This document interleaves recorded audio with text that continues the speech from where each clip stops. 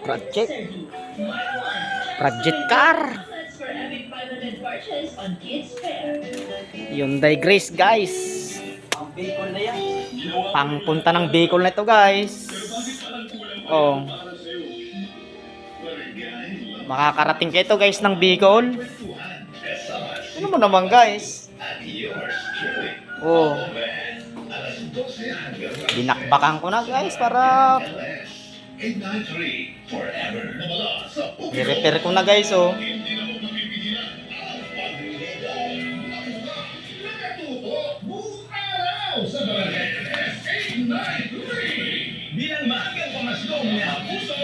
Pangbakbakan to guys.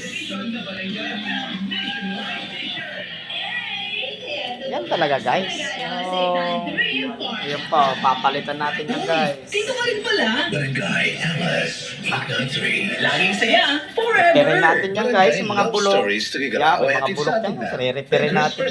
Masarap, malambot, malinis. Mabilis pa ang serbisyo. Sunstar Service Center. Eksperto at matagal na sa Napakaganda pa guys serbisyo. eh. Sariwang-sariwa yan guys.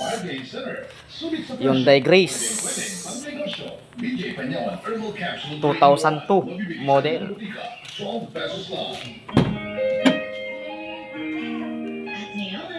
Ayun guys oh. Ayan yung makina niya eh.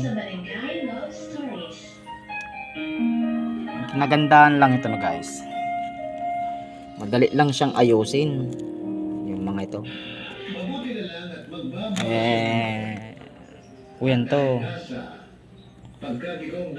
Mura lang ang mga maintenance nito guys.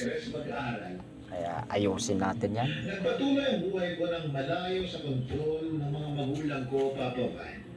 Para Nakipagsapalaran ako sa mga kaibigan ko at maganda yan guys. event decorator. Nag-sideline din ako bilang makeup artist hanggang sa tuluyan ko naman. Napakasariwa pa guys yung cylinder niya. Nagpahaba ako ng buhok. Sabi nila guys eh Nagbihis, pambabae, bagong overall daw ito. mga HRT o yung Standard. therapy. Tuluyan na Tapos ako ng hugis na tulad nagpalit daw guys ng sa mga kababaihan. Nagkaroon rin ako ng clutch lining. malayo na ako sa dati kong itsura. Yan na guys. Gamit ang perang inipon ko ay nasa katuparan ang matagal ko na. Ayos pa guys eh. Naging isang ganap na babae. Napakaganda pa guys. May isang Damit lang. taon din ang ginugol ko sa pagpapababae. Alikabok na guys eh. Kaya naman nang huli ako Sasander kasi tayo. Pero lilinisan natin guys yan kasi ipapapuros na rin natin yan guys. plano ko pa sanang magpakita kay Brian kaya lang nasa may Pambicol ito guys. kaya inayaan ko Pambicol to. ako nag-abot ng tulong Kaya paganday natin. pinagkuhan ko mga kapatid. Palalagyan natin ng magandang stereo yan. Itinuan ko na lang ang atensyon ko sa pagpapasaya Guys, oh. sa sarili ko. Nakasitilin natin yan eh. Makasama Ay, yung mga welding natin eh. kesa sa kanila. Napakaganda guys. At tuluyan na nga naging Shout out na lang sa inyo guys sa Canada dyan guys. Shout out sa inyo dyan.